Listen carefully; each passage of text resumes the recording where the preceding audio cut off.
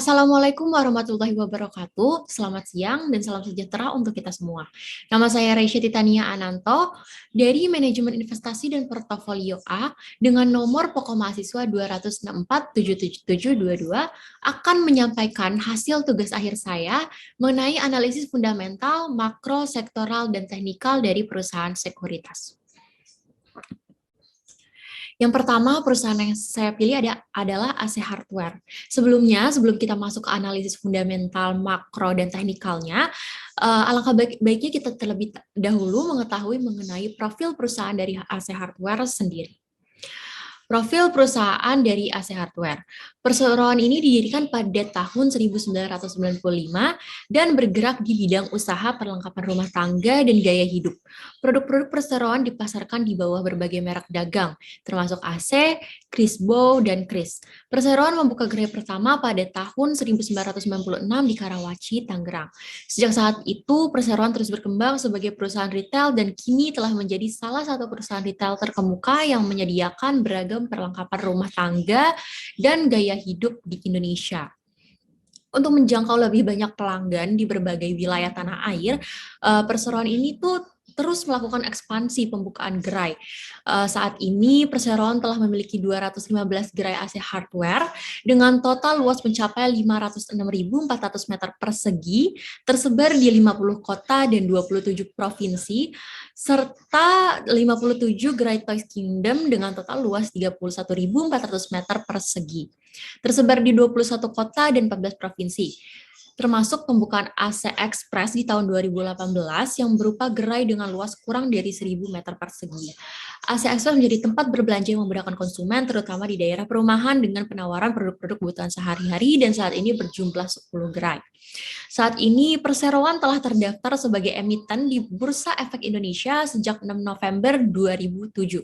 Dengan kode bursa ACES, Perseroan melakukan penawaran saham sebesar 30% kepada publik dan kini saham free float Perseroan telah mencapai 40%. Selain itu, likuiditas perdagangan dan perluasan kepemilikan saham juga ditingkatkan melalui pemecahan saham dengan rasio 1:10 sejak 1 November 2012. Untuk kebijakan strategis dari AC Hardware sendiri, Perseroan ini senantiasa berfokus meraih pertumbuhan kinerja melalui pelaksanaan strategi pemasaran yang tepat sasaran dengan mengadopsi kebiasaan dan pola hidup baru masyarakat. Sebagaimana yang kita tahu, tadi telah dipaparkan bahwa perusahaan ini terus melakukan ekspansi untuk dapat lebih memajukan lagi perusahaannya.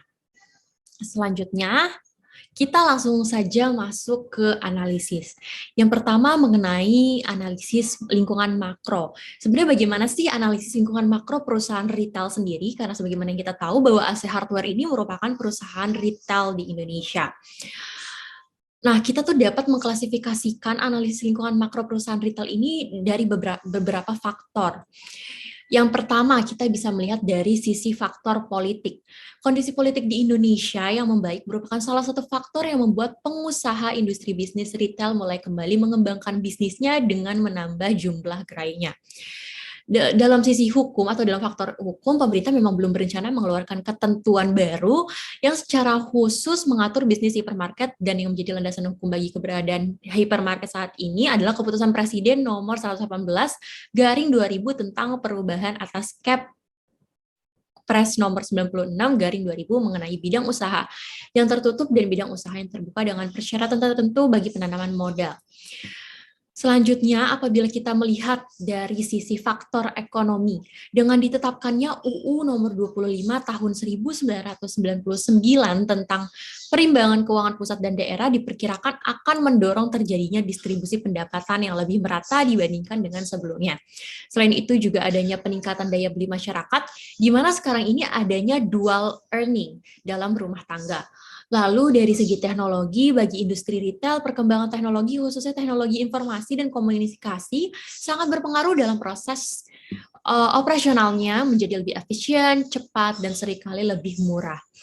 Keunggulan teknologi yang digunakan dalam bisnis retail antara lain dengan menerapkan sistem efficient customer response yang ditunjang dengan electronic data interchange, dan yang terakhir berdasarkan faktor sosial, values, dan lifestyle. Berkembangnya bentuk dan jenis bisnis retail sangat terkait erat dengan terjadi perubahan perilaku konsumen yang disebabkan antara lain faktor-faktor seperti peningkatan penghasilan masyarakat, lalu kebiasaan berbelanja secara harian, mingguan, dan bulanan yang berpindah-pindah sesuai dengan waktu dan kebutuhan serta keinginan konsumennya sendiri.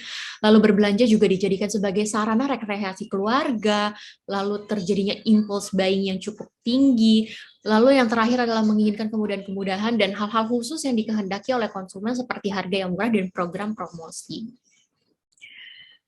Selanjutnya kita beralih nih langsung ke analisis fundamental perusahaan. Nah, sebelum kita masuk ke analisis fundamental perusahaan AC Hardware sendiri, sebenarnya apa sih analisis fundamental itu? Menurut Tendelin, analisis fundamental itu merupakan analisis terhadap faktor-faktor makroekonomi yang memengaruhi kinerja seluruh perusahaan-perusahaan. Kemudian dilanjutkan dengan analisis industri dan pada akhirnya dilakukan analisis terhadap perusahaan yang mengeluarkan sekuritas bersangkutan untuk menilai apakah sekuritas yang dikeluarkannya menguntungkan atau merugikan bagi investor. Lalu kita langsung masuk saja ke analisis fundamental dari perusahaan AC Hardware sendiri. Di sini saya sempat mengcapture yaitu laporan keuangan tahunan perusahaan AC Hardware atau biasa kita sebut sebagai kode sahamnya ACES ya. Jadi berdasarkan laporan keuangan yang dipaparkan pada slide berikut, berdasarkan laporan keuangan tersebut, saya melakukan analisis dari berbagai faktor. Jika kita lihat dari segi pendapatan, PT AC Hardware Indonesia mengalami peningkatan pendapatan dari tahun 2016 hingga mencapai titik tertinggi di tahun 2019 secara stabil.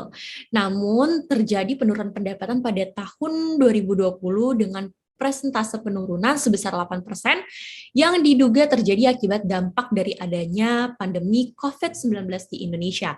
Di sini kita ketahui bahwa revenue pada tahun 2019 itu sebesar 6 triliun, lalu pada tahun 2020 itu menurun menjadi 5,5. Yang diduga akibat adanya efek dari pandemi COVID-19. Selanjutnya, jika ditinjau dari segi net profit, sama halnya dengan pendapatan bahwasanya net profit juga mengalami peningkatan yang cukup stabil dari tahun 2016 hingga 2019. Namun, lagi-lagi terjadi penurunan pada tahun 2020 sebesar 8%. Di sini dapat kita lihat bahwa pada tahun 2019 itu net profitnya sebesar 721,7 miliar, lalu di tahun 2020 menurun menjadi 529,7 miliar. Lalu kita beralih selanjutnya dari segi aset, jika kita menganalisis PT AC Hardware Tbk mengalami peningkatan secara konsisten selama 4 tahun terakhir. Peningkatan yang terjadi dari tahun 2019 hingga 2020 adalah sebesar 25%. Dan yang terakhir dari segi modal juga mengalami peningkatan sebesar 9%. Di sini kita dapat lihat bahwa peningkatan yang terjadi dari segi aset itu dari tahun 2019 ke 2020, di sini total aset 2019 adalah sebesar 5,5 triliun, lalu 2020 adalah 6,9 triliun. Seperti yang sudah saya paparkan tadi, bahwa terjadi peningkatan, yaitu sebesar 25%. Lalu kita beralih ke rasio keuangan. Pada sisi debt equity ratio, dapat dilihat bahwa rasionya masih terbilang sehat dan cukup aman karena berada pada angka di bawah 1. Namun jika dilihat dari tahun-tahun sebelumnya, pada angka debt equity ratio mengalami peningkatan. Dari tahun 2019 hingga 2020 sendiri terjadi peningkatan sebesar 0,21 kali, yang berarti bahwa perusahaan menerima pendanaan dari utang bukan dari pendapatan perusahaan itu sendiri. Namun secara keseluruhan angka ini masih terbilang aman dan sehat karena kembali lagi pada pemaparan awal bahwa bahwasanya rasio DER itu masih berada di bawah 1, berarti masih tergolong aman dan sehat. Lalu nih, pada umumnya itu faktor yang seringkali dianalisis investor dalam melakukan pembelian saham itu adalah dengan menganalisis rasio keuangan, return on equity atau biasa kita sebut ROE. Nah, Selanjutnya kita bisa menganalisis dari laporan keuangan bahwa rasio keuangan perusahaan PT AC Hardware Indonesia ini ROE-nya pada tahun 2020 adalah sebesar 10,91%. Lalu saya menerapkan bahwa perusahaan yang memiliki ROE di atas 9% itu sudah cukup bagus untuk dibeli sahamnya. Namun memang menurut Senior Analyst Research Division Anugerah Sekuritas Indonesia, Bertonio Rio, emiten yang memiliki rasio ROE di atas 20% itu adalah perusahaan yang cukup menjanjikan dalam hal ini. Namun jika dilihat pada laporan keuangan perusahaan selama 4 tahun terakhir, memang pada dasarnya angka ROE pada tahun 2020 bukanlah yang terbaik karena perusahaan sempat menyentuh angka 18,23% pada tahun 2020. Kembali lagi, menurut saya dengan ROE di atas 9% itu sebenarnya sudah cukup bagus untuk dibeli sahamnya. Jadi tidak perlu yang harus menyentuh 20%. 20% itu untuk saham yang benar-benar menjanjikan saja. Lalu selanjutnya saya melakukan kalkulasi atau perhitungan untuk saham ACES setelah dihitung sesuai tanggal valuasi diambil dari historical data, return market, dan return saham selama 4 tahun terakhir, didapatkan kalkulasi sebagai berikut. Ini yang pertama yang berbackground warna krem ini merupakan hasil kalkulasi yang telah saya lakukan. Pada hasil kalkulasi tabel tersebut, didapati bahwa actual return dari perusahaan memiliki nilai persentase yang lebih besar daripada expected return-nya. Hal ini menunjukkan bahwa portofolio saham yang dimiliki PT AC Hardware Indonesia merupakan portofolio yang efisien. Selanjutnya, pengambilan rata-rata return market per bulannya yaitu sebesar 0,44%, sedangkan return per tahunnya adalah sebesar 5,41%. Beta sahamnya ACES sendiri adalah sebesar 0,7792756, sehingga saham ini cocok dengan profil saya sebagai risk averter karena betanya masih berada di bawah 1. Target return dengan metode CFPM menunjukkan 5,31%, yang artinya dapat dicapai oleh ACES yang memiliki portofolio efisien. Lalu ini yang kedua yang berbackground hijau, jika kita melihat dari nilai intrinsik saham ACES sendiri, saham ini memiliki nilai intrinsik sebesar 334,7, sementara jika dilihat dari nilai pasar saham saat ini berada pada 167, yang berarti lebih rendah dibanding nilai intrinsiknya. Apabila nilai intrinsik lebih besar dari harga pasar saat ini, maka saham tersebut dinilai sebagai saham yang undervalued atau harganya itu terlalu rendah. Jadi ini sangat-sangat disarankan untuk membeli saham ini karena harga saham ini akan dapat meningkat sewaktu-waktu. Selanjutnya, kita beralih ke analisis teknikal perusahaan. Saya sempat melakukan analisis teknikal menggunakan indikator moving average pada Yahoo Finance. Di sini saya memilih yang grafik menggunakan candle. Di sini terlihat nih bahwa pada posisi candle pada akhir tahun 2020 berada di atas garis ungu. Ini terdapat garis ungu yang terbentang. Nah, ini memiliki arti bahwa saham itu sebenarnya masih cenderung uptrend, atau dalam kata lain kondisi ini menggambarkan bahwa saham akan cenderung mengalami kenaikan. Lalu pada dasarnya hampir seluruh investor mengharapkan harga saham yang undervalue atau yang murah ya, yang harganya terlalu rendah atau harga yang sangat rendah, karena pasti suatu waktu saham tersebut akan mengalami kenaikan. Selanjutnya melakukan analisis, saya melakukan analisis harga saham, yaitu dengan menggunakan indikator stokastik.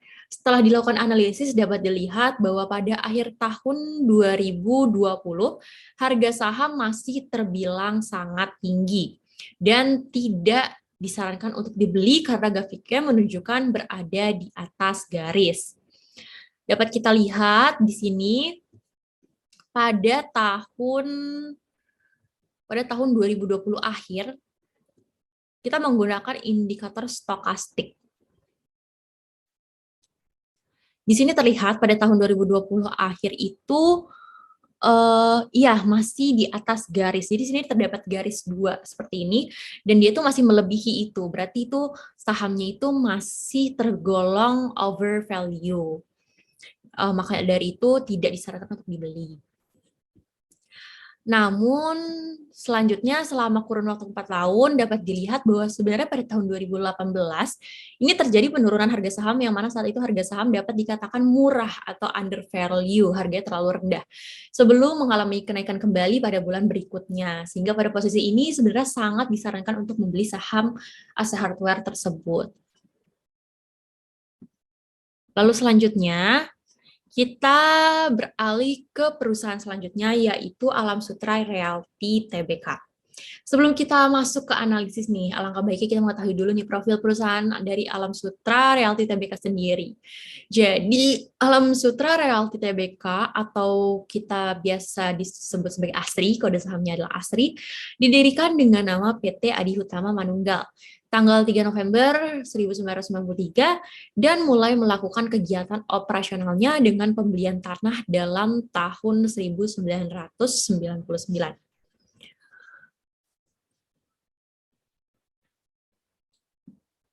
Lalu kita langsung masuk saja ke kebijakan strategis. PT Alam Sutra Realty Tbk dalam melaksanakan operasionalnya berfokus pada efisiensi pertumbuhan kinerja perusahaan. Hal ini adalah hal yang dilakukan perusahaan selain menaikkan penjualan pada periode tahun berjalan. Strategi efisiensi akan terus dilakukan untuk mengurangi beban usaha, sehingga kinerja sampai akhir tahun tetap mengalami pertumbuhan. Selain berefisiensi menjaga kinerja perusahaan, PT Alam Sutra Realty Tbk juga memiliki kebijakan untuk berfokus pada pelunasan utang perusahaan khususnya untuk utang obligasi. Nah, langsung saja kita masuk ke analisis sektoral. Pada tahun 2016, perusahaan properti dan real estate yang terdaftar di BEI, Bursa Efek Indonesia adalah sebanyak 49 perusahaan.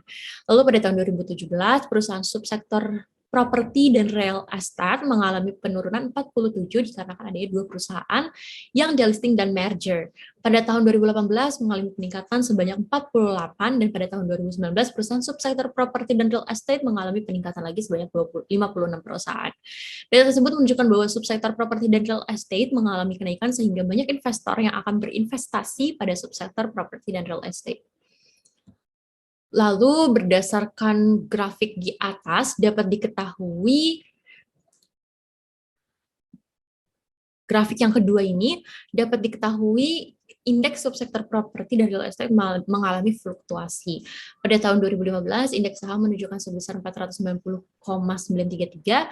Tahun 2016, indeks saham menunjukkan peningkatan sebesar 517,810. Tahun 2017, indeks saham mengalami penurunan sebesar 495,510. Pada tahun 2018, indeks saham mengalami penurunan sebesar 447,752. Dan pada tahun 2019, indeks mengalami peningkatan sebesar 503,879. Hal ini menunjukkan bahwa subsektor properti dan real estate dinilai memiliki peran yang sangat penting dalam pertumbuhan perekonomian karena dengan melihat potensi jumlah penduduk yang semakin bertambah, semakin banyak juga pembangunan perumahan, perkantoran, apartemen, pusat perbelanjaan yang membuat para investor tertarik untuk menginvestasikan dananya sehingga menjadi prospek yang cerah di masa yang akan mendatang. Selanjutnya, kita langsung masuk saja ke analisis fundamental perusahaan. Sama seperti ASE Hardware, saya melakukan analisis fundamental pada Alam Sutra Realty Tbk ini dengan menganalisis laporan keuangan tahunannya. Berdasarkan laporan keuangan yang saya paparkan pada slide, saya melakukan analisis dari berbagai faktor. Lagi-lagi sama seperti ASE Hardware, yang pertama kami menganalisis dari segi pendapatan. Yaitu PT Alam Sutra Tbk mengalami peningkatan pendapatan dari tahun 2016 hingga tahun 2017 secara stabil. Selanjutnya dapat dilihat bahwa angka pendapatan di tahun 2017 dan 2018 terbilang stagnan dan terus mengalami penurunan di tahun 2019. Dan tahun 2020 dengan persentase penurunan yang cukup signifikan. Pada tahun 2019 yaitu sebesar 45% yang diduga terjadi akibat dampak dari adanya pandemi COVID-19 di Indonesia. Selanjutnya, jika ditinjau dari segi net profit, perusahaan PT Alam Sutra Realty Tbk mengalami penurunan dari tahun ke tahun, bahkan sempat mengalami minus pada tahun 2020 sebesar 1 triliun. Dari segi aset, PT Alam Sutra Realty Tbk mengalami peningkatan secara konsisten selama 3 tahun terakhir. Namun pada tahun 2019, aset mengalami sedikit sekali penurunan, yaitu sebesar 0%. Jika dilihat dari rasio keuangan pada sisi debt equity rasionya, dapat dilihat bahwa rasionya berada di atas 1 yang berpotensi tidak aman karena terlalu tinggi jika mengalami kerugian. Karena semakin tinggi rasio utang terhadap modal, maka semakin tinggi pula jumlah hutang atau kewajiban perusahaan untuk melunasi hutang yang harus dibayar, baik dalam jangka pendek maupun jangka panjang. Lalu selanjutnya kita langsung beralih untuk menganalisis fundamental perusahaan berdasarkan rasio keuangan ROE-nya. Pada return on equity, kita dapat melihat bahwa rasio keuangan perusahaan PT Alam Sutera Realty Tbk pada tahun 2020 adalah sebesar minus 10,64%.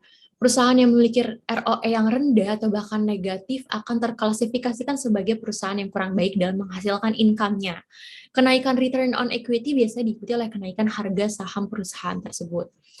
Untuk saham ASRI atau Alam Sutera Realty Tbk ini telah dihitung sesuai tanggal valuasi diambil dari historical data, return market dan return saham selama 4 tahun terakhir. Lalu didapati hasil kalkulasi seperti yang ada pada tabel yang berwarna kuning di slide. Pada hasil kalkulasi tersebut, didapati bahwa actual return dari perusahaan memiliki nilai persentase yang lebih besar daripada expected return-nya. Hal ini menunjukkan bahwa portofolio saham yang dimiliki PT Alam Sutera Realty Tbk merupakan portofolio yang efisien. Selanjutnya, pengembalian rata-rata return market per bulannya yaitu sebesar 0,44%, sedangkan return per tahunnya adalah sebesar 5,41%. Beta saham ACES ini adalah sebesar 2,239,045 yang berada jauh di atas 1.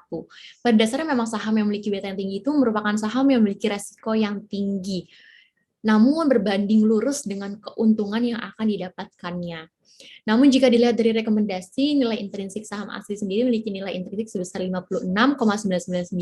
Sementara jika dilihat dari nilai pasar saham, saat ini berada pada angka 242, yang berarti lebih rendah dibanding nilai intrinsiknya. Jika nilai intrinsiknya lebih besar dari harga pasar saat ini, saham ini dinilai sebagai saham yang undervalued atau harganya terlalu rendah, dan sangat disarankan untuk membeli saham tersebut karena harga saham tersebut dapat meningkat sewaktu-waktu. Selanjutnya, kita beralih ke analisis teknikal dari perusahaan. Saya melakukan analisis teknikal menggunakan indikator moving average, sama seperti PT AC Hardware sebelumnya. Terlihat bahwa posisi candle pada akhir tahun 2020 berada di atas garis berwarna kuning, yang memiliki arti bahwa saham masih cenderung uptrend, atau dalam kata lain kondisi ini menggambarkan bahwa saham akan cenderung mengalami kenaikan. Di sini terdapat garis yang berwarna kuning ya, yang menjalar dari atas ke bawah. Lalu pada tahun 2020 seperti saya paparkan tadi, bahwa sahamnya masih cenderung uptrend atau masih cenderung mengalami kenaikan.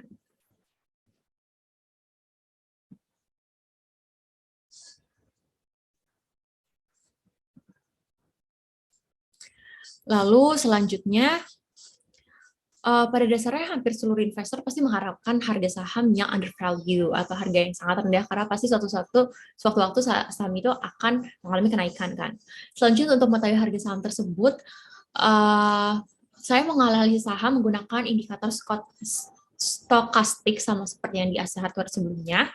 Setelah dilakukan analisis, dapat dilihat bahwa pada beberapa bulan terakhir di tahun 2019 hingga awal tahun 2020, harga saham terbilang sangat rendah dan sangat disarankan untuk dibeli karena grafiknya menunjukkan berada di bawah garis.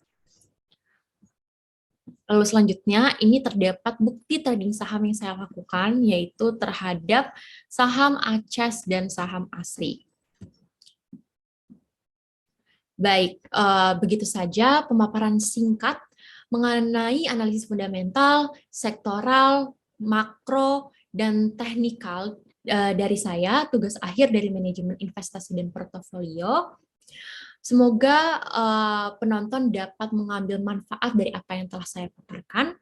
Sekian dan terima kasih. Kurang lebihnya saya mohon maaf. Wassalamualaikum warahmatullahi wabarakatuh.